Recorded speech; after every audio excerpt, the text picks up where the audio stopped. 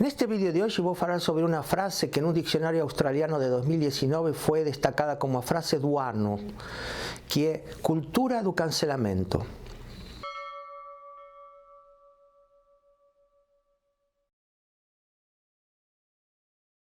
O que é cultura do cancelamento? Você imagino que deve saber.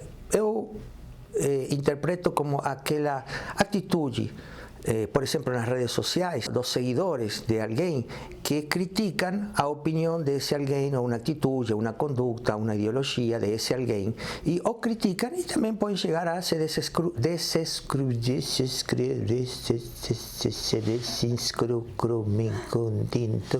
e até os seguidores podem chegar a se retirar da sua subscrição, devido a discordância com a opinião, conduta ou ideologia de quem a emitiu. Acontece muito com pessoas das redes sociais que são famosas e que de um dia para a noite começam a ser criticadas por alguma atitude. É realmente uma atitude de exclusão da opinião do outro, porque eu posso discordar do outro, mas não necessariamente excluí-lo ou detestá-lo como pessoa. É muito diferente discordar de uma opinião que anular a pessoa. Não obstante, estamos vivendo em tempos em donde a opinião, conduta, atitude de alguém é sinônimo de o ser que ele é. Então, em vez de descartar ou criticar ou estar em desacordo, debater uma ideia, o que se descarta com clique é a pessoa. E estamos falando do cancelamento que fazem os seguidores de alguém para com esse alguém. Não estamos falando hoje das atitudes que podem ter as redes sociais, como o Facebook, o Instagram, de cancelar a subscrição de um integrante de essa rede por algum motivo moral, ideológico, etc. Estamos falando do relacionamento daquele, como eu, por exemplo, que estou aqui coordenando este canal YouTube, e você que está do outro lado. Você tem o direito, em qualquer momento, de me criticar e de me anular até como pessoa por alguma opinião que eu possa ter omitido. Seria o influenciador e o influenciado. O influenciador e o influenciado. Então, o influenciador às vezes parece que está como por sobre o influenciado, mas se esse influenciador pisa na bola, esta dinâmica amo-esclavo se altera, e quem era amo passa a ser esclavo, e quem era esclavo passa a ser amo com um simples clique de cancelamento. E quando são muitos os escravos que se rebelam, este que era o amo, que era o youtuber, que era o cara ou a mulher, imediatamente passa a ser defenestrada, como passou com muitos atores, jornalistas, grandes influenciadores de redes nos últimos tempos. Eu poderia dizer que nossa civilização como tal, de miles e miles e miles de anos, leva em suas entranhas, em suas vísceras, a cultura da exclusão. Sempre houve exclusão, até hoje não deixou de haver exclusão, porque você é alto, porque você é baixo, porque você tem a cor X ou a cor Y, porque você pensa para a direita ou você pensa para a esquerda. Não há na civilização humana até agora uma convivência pacífica com a diferença de opiniões, religiões, ideologias, sino que se van formando como tribos, clãs, guetos, clases sociais, etc., que lutam unas contra as outras, e não só lutam para impor ideias ou melhores estratégias de convivência, sino que lutam basicamente para aniquilar unas às outras. E, lamentavelmente, en estos tempos, temos observado um aumento das condições de violência, agressividade, que tem este tipo de atitudes, que não llegan só a una discordancia civilizada, sino que llegan a una discussão acerbada, a una luta que leva à guerra. Então, na origem da civilização está a política de exclusão racial, étnica, econômica, social, está no DNA da nossa civilização. Portanto, a exclusão que tanto falamos nas ordens do amor como uma ordem que não é ecológica para a convivência humana, ainda predomina e ha predominado durante toda a nossa história. E a que se deve isto? Eu particularmente acho que nosso nível de consciência como raça humana é um nível de consciência onde predomina nosso raciocínio e nossas emoções básicas de sobrevivência e de instinto de sobrevivência, juntando as emoções básicas do hemisfério do cérebro basal, do cérebro mais arcaico do ser humano, não vou falar agora muito de neurociências, e dando uma justificativa racional a essas paixões, a essa defesa do território, a esse cérebro reptiliano que ainda predomina em nossa cultura por sobre o límbico e por sobre a massa cinza, o cérebro mais arcaico, o cérebro dos répteis, ainda nós actuamos mais como répteis que como propriamente humanos. E nosso instinto de sobrevivência leva a atacar ou a se defender. Basicamente isso, nossa mente é dual e o outro, que pode ser simplesmente um vecino ou até um adversário, se torna imediatamente um inimigo. Então, chega uma hora em que se dispara um mecanismo interno no cérebro basal, aonde é ele ou eu. São eles ou somos nós? E o raciocínio aí só vem a enfeitar e a justificar as ações do reptiliano que levamos dentro. Estou sendo claro? É decir, o raciocínio só vem a justificar essas atitudes mais animais, primárias, do que propriamente humanas. Então, você é de esquerda, eu sou de direita. Então, a esquerda é isto, mas por trás desse raciocínio todo enfeitado, o que tem é um emocional que está colocando em jogo sua sobrevivência.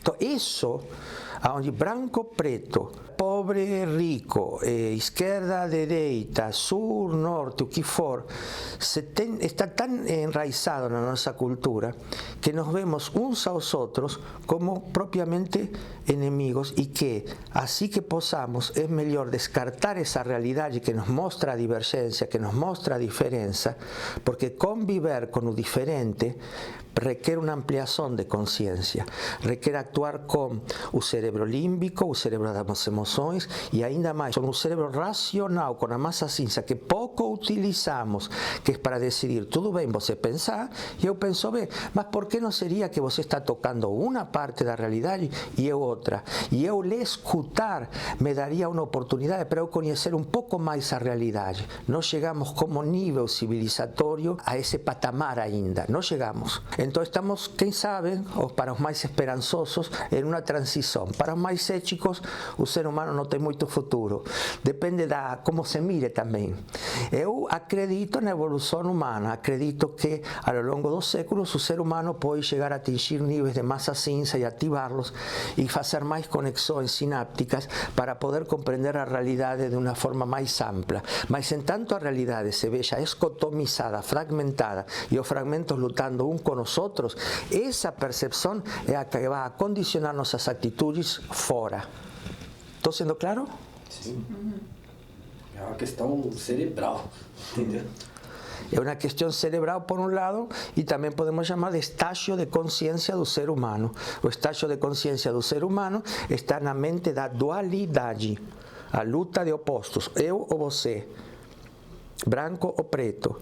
E a consciência de unidade seria branco e preto, convivendo. A polaridade, dia e noite, sístole e diástole, inalação e exalação.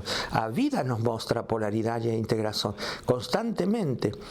Respiramos 16 vezes por minuto e não nos damos conta que estamos atuando na unidade. Si no exhalásemos, no pudiésemos inhalar y viceversa. No obstante, o proceso psíquico no acompaña o proceso fisiológico. O proceso psíquico é fragmentado e lento, quando o processo fisiológico é sistêmico, holográfico. Entendo essa dualidade quando as questões entre o A e o B, os dois lados, conseguem ser discutidas porque são questões que não anularia nem A nem B, é só complementar. Mas e quando do ponto de vista de B anula, ponto de vista, anula a existência do A. Qual é a consequência? O que estamos vivendo hoje na sociedade. O que estamos vivendo a violência feroz, porque como eu, no meu mapa do mundo, não consigo integrar seu ponto de vista, o mais fácil é desintegrar você e predomina meu mapa do mundo por sobre você. Pouco me interessa você como ser humano. O que me interessa é poder afirmar-me em minha percepção da realidade. Então eu me sinto superior a você a lo longo da história, as cruzadas, o movimento nazista, a raça superior, minha religião é melhor que a tua. Seguimos vivendo essa cultura. Então, as guerras, sempre estamos em guerra. Então, eu não consigo aceitar essa realidade, a destruo. E essa é uma condição humana, destruir o que não encaixa no seu mapa do mundo. Uma pobreza de percepção tamanha que nas filosofias orientais perenes se chama que a origem do sofrimento humano é a ignorância. Ignorar o que realmente somos, ignorar nossa condição humana, ignorar nossa capacidade de perceber a realidade por inteiro, e por verla fragmentada, que fazemos? Queremos mudar a realidade, e como não conseguimos de uma forma diplomática, iremos a fazer violentamente. E aí seguimos no círculo vicioso de retroalimentar a era paleolítica. Como se os apedrejamentos se repetissem. Apedrejamentos constantes. E aí temos aí o Big Brother, né? O que alimenta um entretenimento hoje? A exclusão de alguém. As pessoas acham que você cancelar uma pessoa que tem uma atitude que não condiz mais com a realidade, por exemplo, uma atitude racista, uma atitude homofóbica, você cancelar meio que você vai estar ensinando a pessoa que ela está errada, mas isso não é uma forma certa de mostrar que a pessoa está errada, né? Acho que... Há muitos anos atrás, acontecia um evento onde na comunidade, lá no Oriente, encontraram uma pessoa que estava cometendo adultério, uma mulher. Então, os religiosos do momento a descubriram em flagrante, se chama? Flagrante. A pegaram e a levaram à praça pública para apedrejar. Vamos apedrejar, ela não pode fazer isso, não pode fazer isso, não pode fazer isso. E havia um cara aí que estava aí com uns discípulos, ele estava com alguns ensinamentos, assim, estava na paz de Deus. E o consideravam um mestre, então foram mestre, essa mulher cometeu adultério, vamos apedrejar ela, o que o senhor acha, Você não acha que está bom? E o cara ficava assim, fazendo um desenho na terra, assim, tranquilo. Olhou para eles e falou: quem se senta livre de pecado, que jogue a primeira pedra, já que mate. Ninguém conseguiu atirar uma pedrinha. Então, ele nos ensinou que por esse lado não educamos ninguém.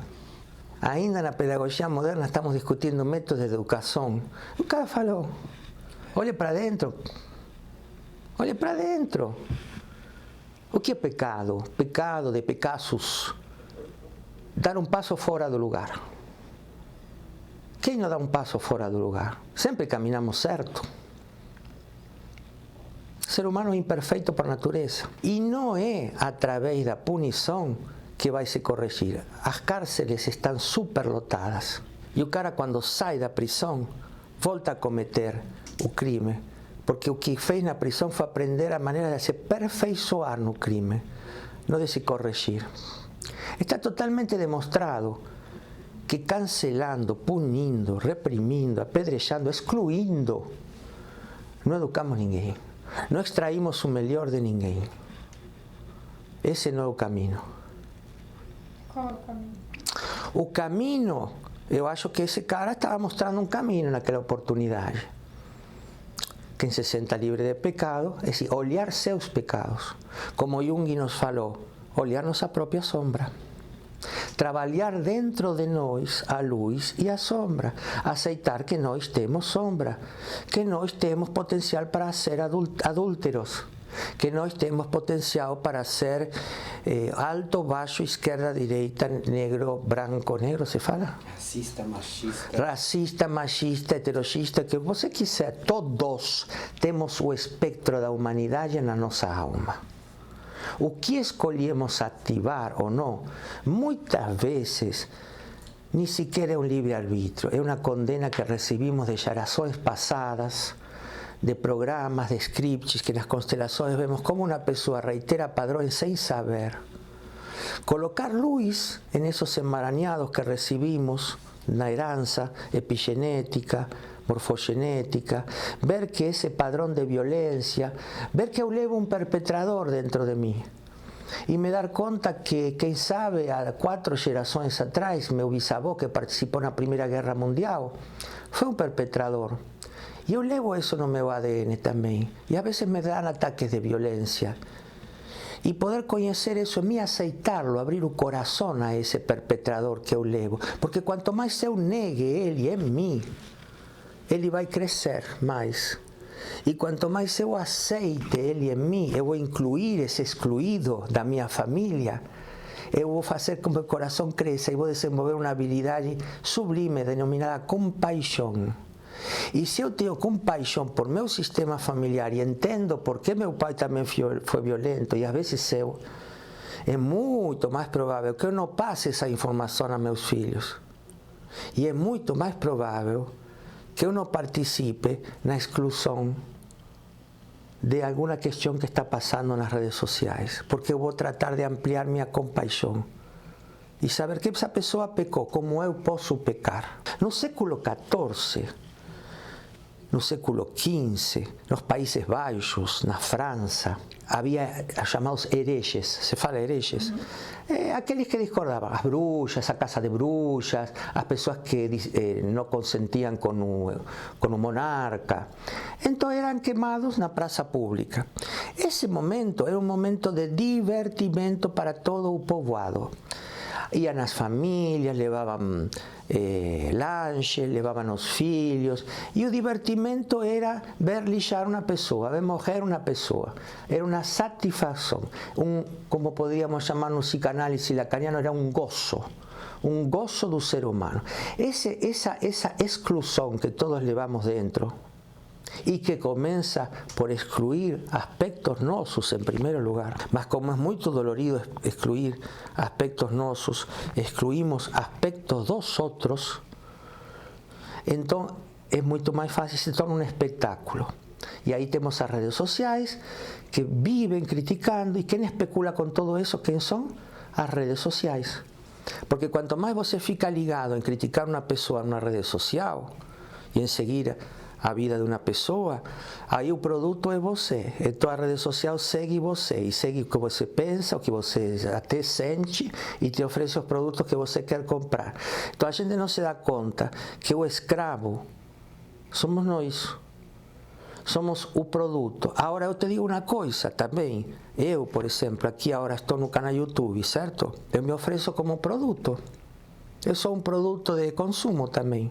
Cada youtuber que está aí ou que publica acá, quando você posta algo num post no Facebook, você é um objeto. Então, essas são as regras do mercado. Se você é um objeto, você está exposto, você está predisposto, e tem que saber que você está dentro da cultura do cancelamento também. Que em qualquer momento, qualquer um de vocês pode discordar com o que eu falo e me criticar e viralizar, e eu daqui a pouco somos do YouTube porque você teve esse poder sobre mim. Então, todos nos estamos objetalizando, tornando objetos de consumo, brincando de amos e de escravos em um jogo ilusório que nos faz sentir um falso poder e um constante fugir de nós mesmos. Esse julgar, parece que a gente procura, da mesma forma que a gente procura heróis, a gente procura vilão, sabe? Sim. Alguém para odiar. As pessoas, nossa, parece que a raiva que já estava lá dentro, agora tem um lugar para... Exato. Sempre tem que haver um vilão, né? Necessitamos que exista um vilão para que nós possamos nos sentir o quê? bonzinhos. inocentes. É. E essa sensação de inocência, se bem não dura muito, é satisfatória, bastante imatura. No obstante, nos dá um senso de pertencimento ao clã, à comunidade. Então, a cultura do cancelamento está no DNA do genoma humano. Vivemos em uma civilização excludente e necessitamos viver na dualidade até que o ser humano, em algum momento, comece a acordar a sua verdadeira condição de unidade e, quem sabe, entremos em outro estágio civilizatório. Mas, por enquanto, a regra do jogo segue sendo essas.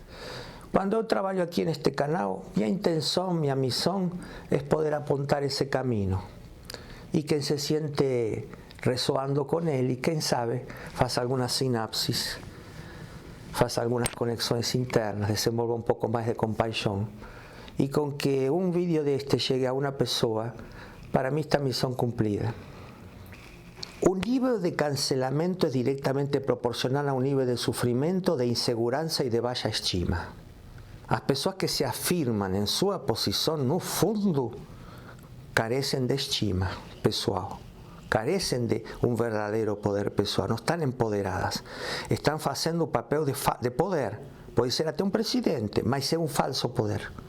O poder verdadeiro é quando você suporta a diferença, o diferente. E sabe o que? Isso que até então você criticava, hoje você pode ver com outros olhos e compreender que tem tudo a ver com você também, desde outra perspectiva só. E você sente amor. Aí se desperta a compaixão. E quando você tem nível de compaixão, você tem mais níveis de plenitude. Então a compaixão e a plenitude vão da mão. Assim como o cancelamento vai da mão do sofrimento. Portanto, podemos dizer que o cancelamento é inversamente proporcional à plenitude. Quanto mais cancelamos e excluímos, mais sofremos. Portanto, é uma verdadeira ignorância humana seguir por aí. No obstante, nossos programas que têm mais ibope de entretenimento são aqueles que pelo menos uma vez por semana excluem alguém. E isso dá rating. E lamentavelmente a cultura alimenta isso, sigue alimentando isso. Não estamos mais do que na praça pública do século XIV, agora na TV do Big Brother Brasil. Como que você tem compaixão por, como, se é possível, como que você faz para ter compaixão por uma outra pessoa que ela defende e acredita em algo que, em essência, vai te matar? Nazista, por exemplo. Nazismo, ou homofobia, ou machismo. Há pessoas que, por exemplo, estão nos Estados Unidos disfrazadas do Ku Klux Klan, né? Que matam pessoas de outra cor. Matam mesmo, tem matado. Estão um pouco controlados, mas de qualquer forma é um movimento que existe no mundo inteiro e a vezes cresce, a vezes diminui um pouco, mas volta a crescer. E claro que isso nos dá muita indignação, não é? Mas a vezes eu vejo youtubers, pessoas muito famosas, cantores, sabe? Que então, que fazem? Para não ser cancelados, vão à África, tiram fotos com tribos, participam em uma ONG de meio ambiente, só para não ser cancelados. Não porque realmente o sintam. E eu me pergunto, quem tem um sentimento mais genuíno destes dois? Porque aquele que faz para fazer de conta pode ser tão hipócrita ou mais do que outro que faz porque sente. Não estou aqui dizendo quem é melhor ou pior, mas eu quero destacar isso também, porque isso se vê muito hoje. Vamos fazer nossa empresa política de responsabilidade social porque pega bem. Vamos contribuir com o meio ambiente porque pega bem. Não porque estamos preocupados com que meu bisneto possa morrer por um transtorno climático. Ainda não há essa consciência. Agora, como fazer para ter compaixão por um depredador, por um perpetrador? Só com o coração. Não é com a cabeça não consegue, porque a cabeça fragmenta, então diz bem mal, isso é o que vemos nas constelações todos os dias. Mas quando você vê esse cara e vê que ele foi perpetrado pelo pai, ou que ele foi abusado pela mãe, como Anthony Robbins, que foi muito maltratado pela mãe, não é? a mãe alcoólatra, a prostituta e tudo. Ele conta a história. E você vai ter raiva da mãe, não? Você vai começar a... Quando você abre o campo da constelação, se abre um campo de coração, de alma. Então você começa a ver que, na verdade, é um fio que não chegou a seu destino, que está emaranhado com outro. Começa a compreender desde uma perspectiva do amor todo, só que um amor que não está em ordem. Isso não quer dizer que eu justifique. Se uma pessoa abusa de outra, tem que ir presa. Lógico. Mas o que eu vou fazer? Vou punir. Então vai sair mais abusador depois. Agora, se eu vou compreender e vou fazer justiça reparativa nas cadeias, nas prisões, e vou fazer terapias de grupo, e vou fazer constelações, essa pessoa tem muita mais chance de sair para reparar e para que sua descendência fique melhor. Então, mas quem vai fazer isso? Aquele que pensa em punir não pode fazer isso. Só aqueles que pensamos em compreender de uma forma mais sistêmica, mais ampla e dar possibilidades para que algo novo aconteça. Tanto que é mais fácil você compreender uma pessoa dessa que é da sua família, né? Uma coisa é você ver um cara racista que você não conhece, o ódio é um. Agora, por exemplo, seu pai. Você consegue ver ele como, poxa, ele tem isso, mas ainda assim é mais do que esse ser humano. Então, até rola essa coisa assim, sabe? Mas por isso constelamos, porque esto não é um acto racional, é um acto afetivo. E em nossa cultura civilizatória, onde predomina nosso reptiliano, não há afetos, não há corpo, não há quase alma. Então, desde essa perspectiva, vamos a seguir sempre fragmentando e brigando. Só quando incorporemos realmente a dimensão afetiva, corporal, álmica do ser humano, é que podemos compreender de verdade. Estamos caminando, com o melhor dos otimismos, caminando como espécie nesse sentido. Quem sabe, começando a sair do jardim da infância e entrando, quem sabe, não sei, na escola primária, por aí. Mas para pós-doutorado falta. Ainda carecemos daquele mestre voltar a ensinar tudo. Ainda estamos em um momento em que o mestre diz que ele se sienta livre de pecado, que atire a primeira pedra. Pense nesse programa. Não tenho nada contra ele, é assim mesmo. Eu assisto para ver também, para me compreender. Mas assim, quando eu excluo a bissexualidade, a homossexualidade, ou não sei o quê, estou excluindo partes minhas. Não, eu não sou isso. Tá bom. Tá bom. Mas quem queira ver, pode ver. Quem queira saber, bated e se os abrirá. Livre-arbítrio.